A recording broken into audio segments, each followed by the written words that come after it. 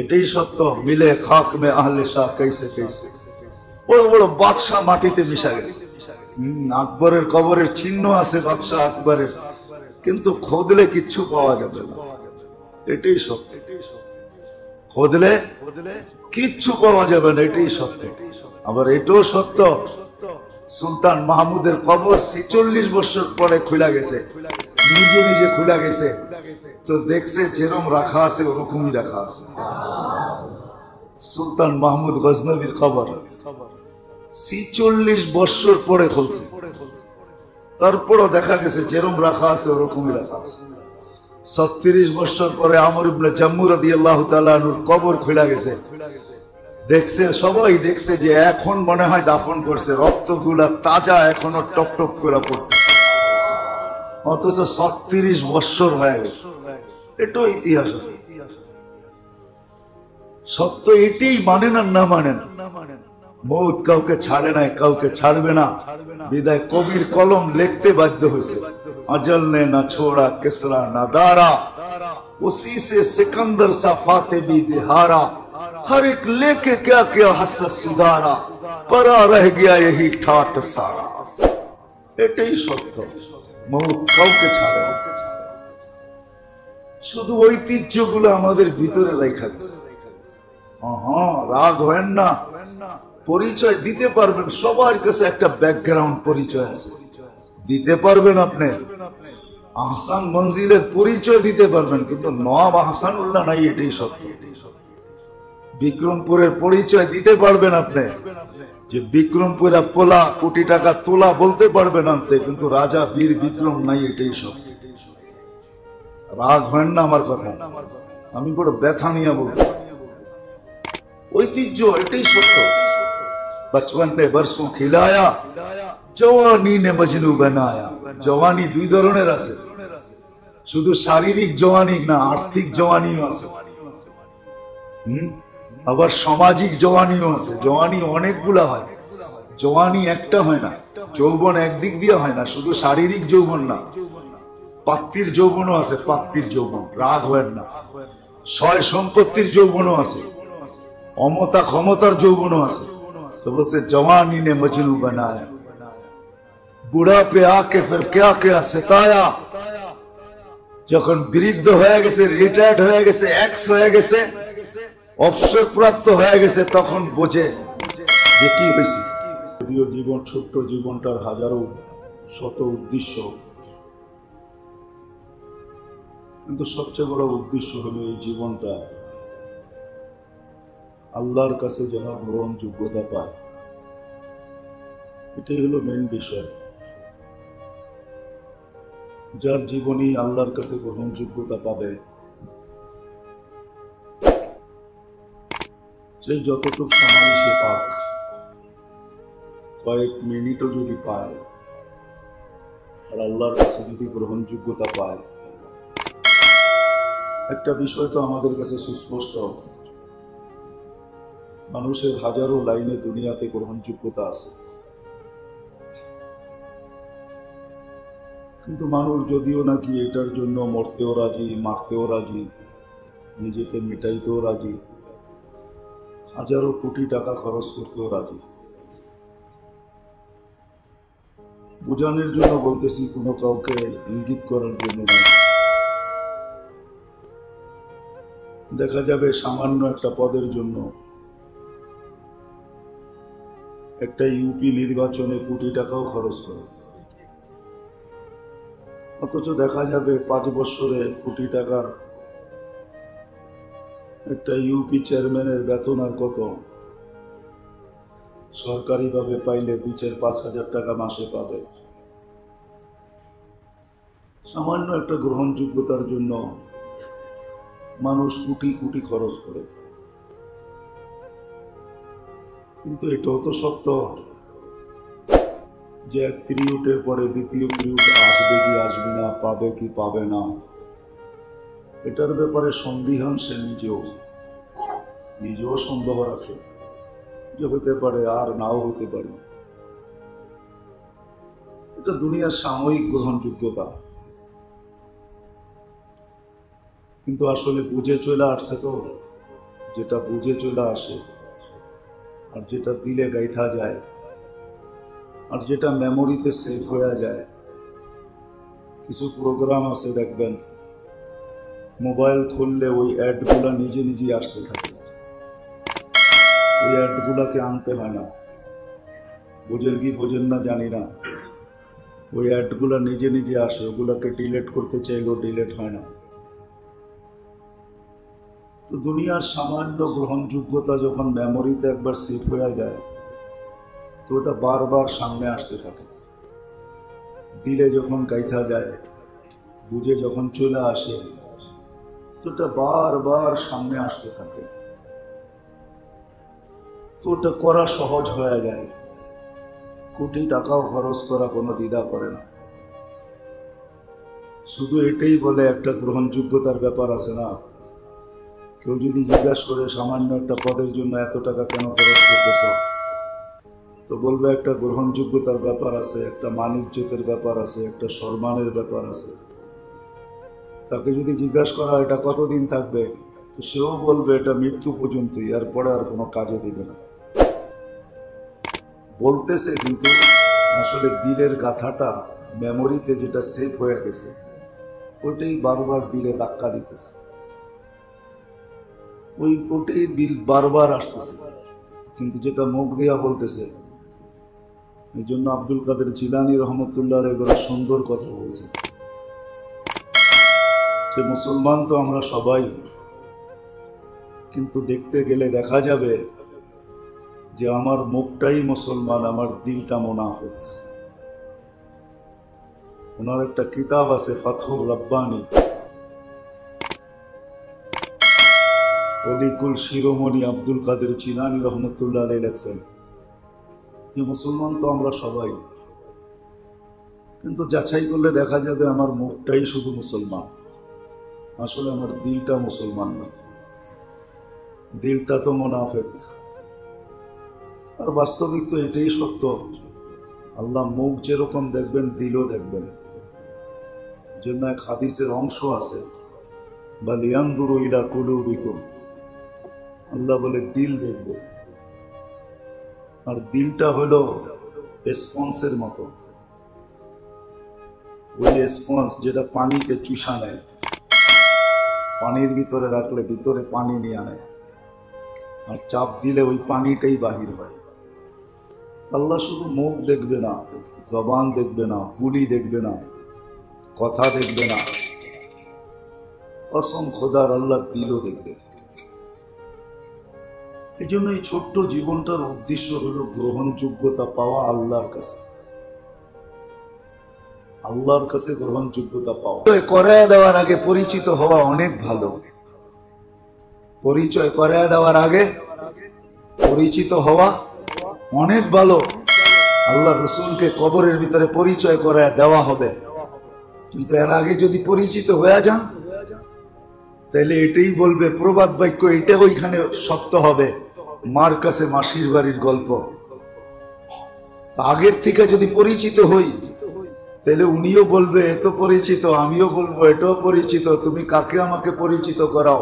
এটা তো এমন হইলো যে মার কাছে মাসির বাড়ির গল্প বলতেছ। বুঝছেন কিনা জানি না, ভিতর থেকেই বলতেছি, মুখ থেকে না। এই জন্যই পরিচিত একদিন পরিচয় করায় দেওয়া হবে, জিজ্ঞাসা করা হবে মান হুয়াল্লাযী বুইসা ফীকুম, উনি কে, তোমাদের ভিতরে প্রেরণ করা হয়েছে। যদি আগের থেকে পরিচিত হইতো, উনি দেখেই মুস্কি মুস্কি হাসবে, আপনিও মুস্কি মুস্কি হাসবেন। তারপরে যে প্রশ্ন করবে তাকে বলবেন বহুত আগের থেকে পরিচিত, সপ্তাহে না দেখলেও তো মাসে দেখতাম, মাসে না দেখলেও তো বৎসরে দেখতাম, বৎসরে না দেখলেও তো জীবনে 2-4 বার দেখেই আসছি, দুনিয়ায় পরিচিত ছিলাম, তোমাকে পরিচয় দিতে হবে না। কথাটা বড় শক্ত, জানি না কার দিলে কতটুকু লাগছে জানি না। এই জন্য গ্রহণযোগ্যতা পাওয়াই হলো আমাদের জীবনের উদ্দেশ্য। এটাই ভাবা উচিত ছিল যে আমার কতটুকু গ্রহণযোগ্যতা আছে আল্লাহর কাছে, আল্লাহ রসুলের কাছে আমার কতটুকু গ্রহণযোগ্যতা।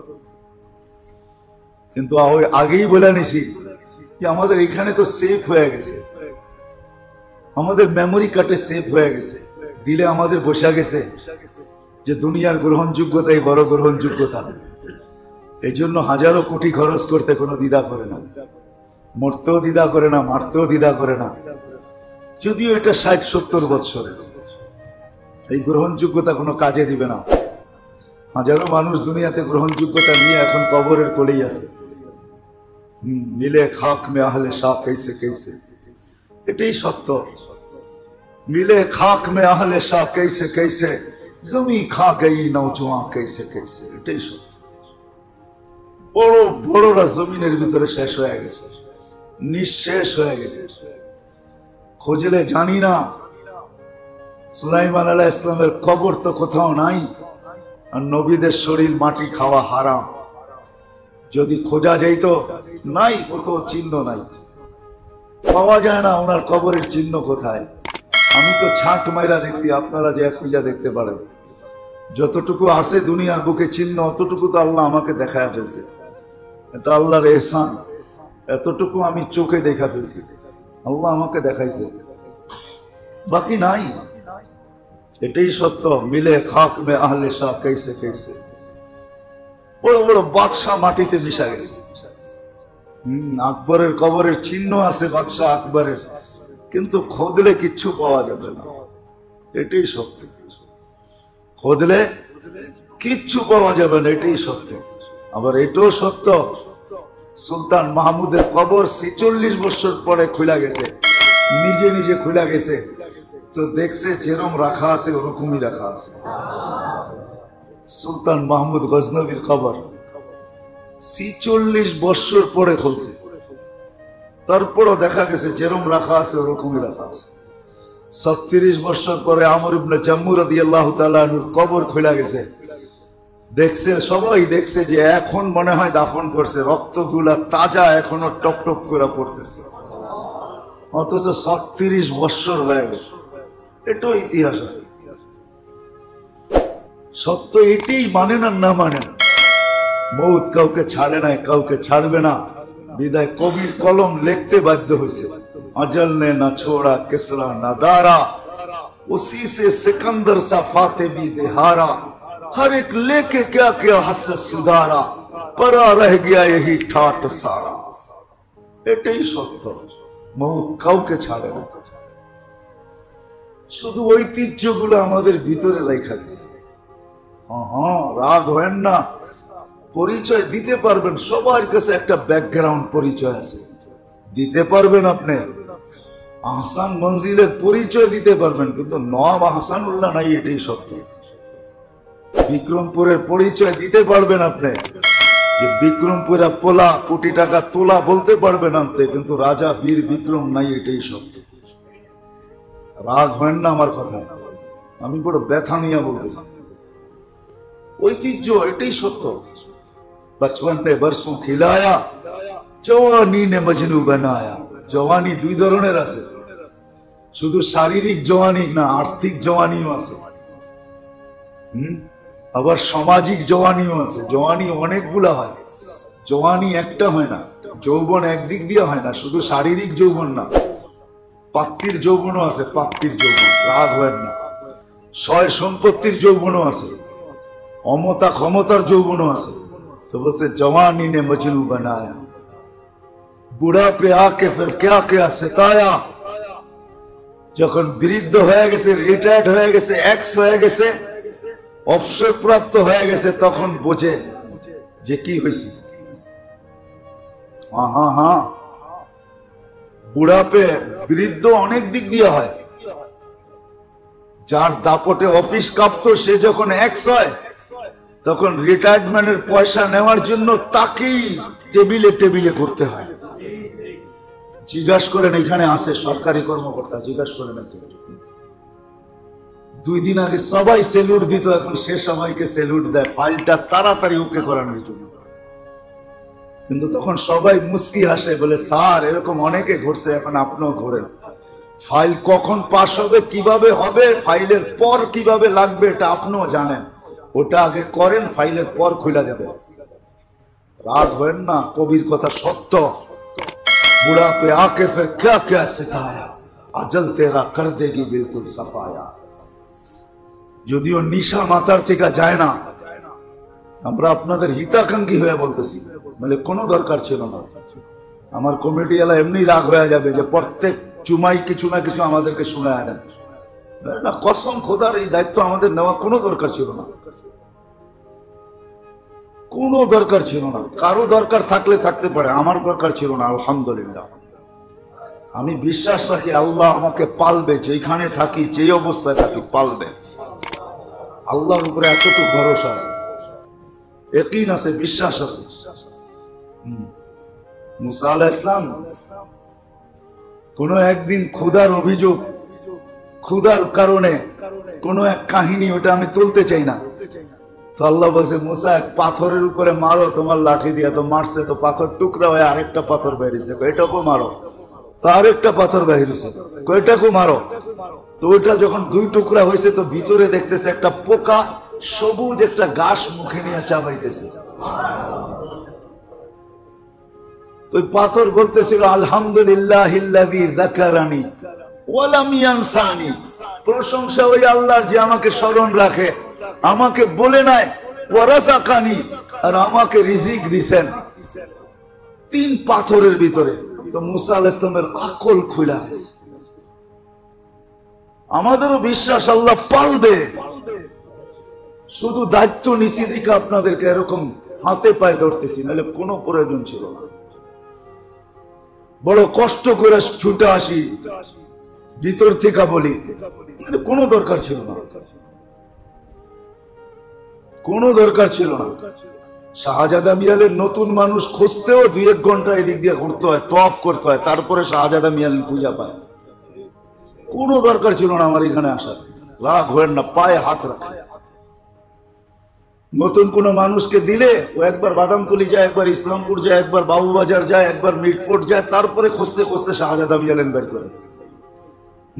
নাহলে আমিও গুলিস্তানের চৌরাস্তায় বয়ে থাকতাম, আমাকে খুঁজে বাহির করতে এত দেরি হতো না।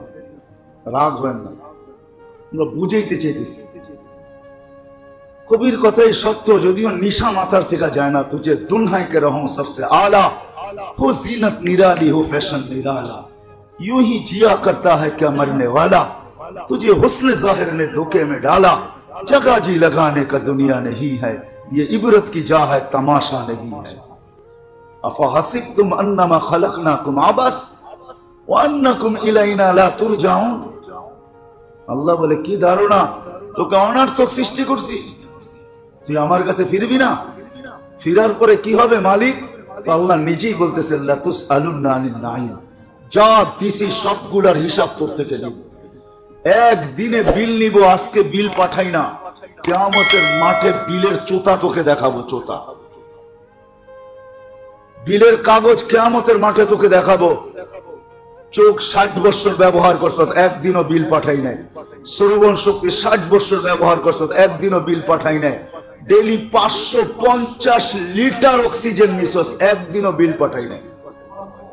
জান্না জান্না, খালি বাপ দেখায় চলেন না, রাগ হবেন না আমার উপরে। বাপ নিয়ে চলেন না, দুনিয়ায় সামান্য কিছু পায়া বাবালা হয়ে গেছেন গা, বাপ নিয়ে চলেন না।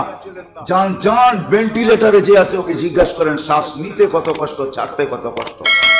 যান যান যান যান, বাংলাদেশের পত্রিকা উঠে দেখেন, এখনো লেখা পাবেন যে বলছিল যে সব লেখা নিয়ে আনে আমার, শুধু আমাকে স্বাভাবিকভাবে একটু শ্বাস নিতে দে আর ছাড়তে দে। ওই কাহিনী বাংলাদেশের মিডিয়া এখনো লেখা আছে, যে 12-14 জন ডাক্তারের টিমের সামনে চিৎকার দিয়া বলছিল সব লেখা দেওয়া, শুধু আমাকে একটু সাধারণভাবে শ্বাস নিতে দে, ছাড়তে দে। ডেলি 550 লিটার অক্সিজেন নেন। আল্লাহ বলে, বিল আল্লাহ রসুলের কাছে গ্রহণযোগ্যতা পাও।